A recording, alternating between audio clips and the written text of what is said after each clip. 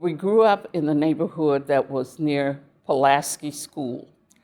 And at the time that I went, it was an East Pulaski and a West Pulaski.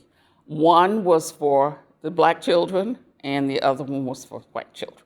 We had a black principal, okay, and then they had a white principal.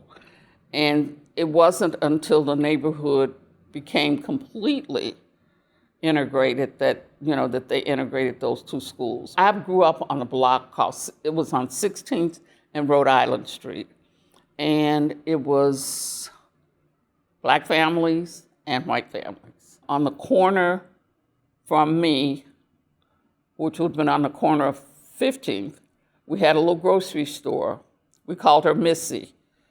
She was a white lady. I don't think we even knew how to pronounce her name. She had a Polish last name. We didn't know how to pronounce it, so we just called her Missy. On 16th and Vermont, we had a grocery store, and it was run by, her name was Mildred. And then on the other one block east, we had another grocery store in the corner, and it was run by Louis Katz. And so we had these three stores right together, but they were run by white folks, and we went to those stores. I went to Pulaski School, as I said. When I got in the 7th grade, the school board changed the rules. And they said that you had to go to the school that was in the district that was zoned for. Well, my sister, my brother, and most of the older kids in my neighborhood went to Roosevelt School, which, as you know, was an all-black school. There was a lot of history. There was, all the camaraderie, and I was looking forward to going there. But by the time I got in the 7th grade, the school board had changed the rules. So we had to go to Emerson School. Emerson was majority white. As a matter of fact, when I graduated from high school, we had 135 graduates. And I believe it was 9 or maybe 11 who were black. We had a young lady who was very athletic, and she went out to become a cheerleader, and they booed her off the stage. Every year we had what we called a Christmas pageant. The participants were white.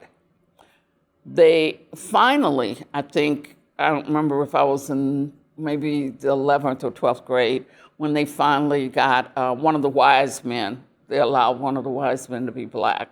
But all the angels were white girls with blonde hair, okay? And, we just were not, we were not welcome in terms of participating in that Christmas pageant. There were some times when there were some heated exchanges. There was some name calling, the N-word, that kind of thing. We didn't necessarily like it, but we just kind of adjusted.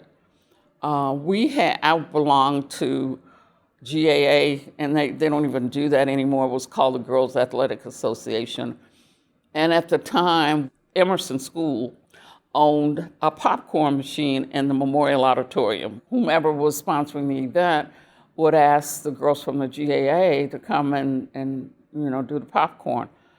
But if it was, say, like a basketball game between Gary Roosevelt and Gary Fravel, where most of the participants were black, most players were black, most of the students attending were black, then they did not want to pop on that night. But those of us who were black, we were happy to do it on that night because there were a lot of black folks there. So you just kind of, you knew it.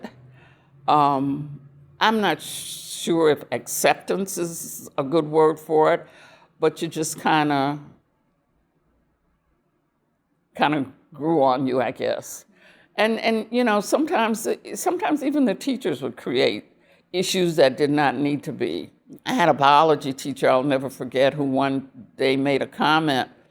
If anybody came to her and caught a raccoon, she would send them down into the Central District in our area to sell it to us, because we ate that. Well, we never ate it at my house, So things like that, they happened. And you, as I said, you kind of adjusted, but we didn't like it. We kind of adjusted.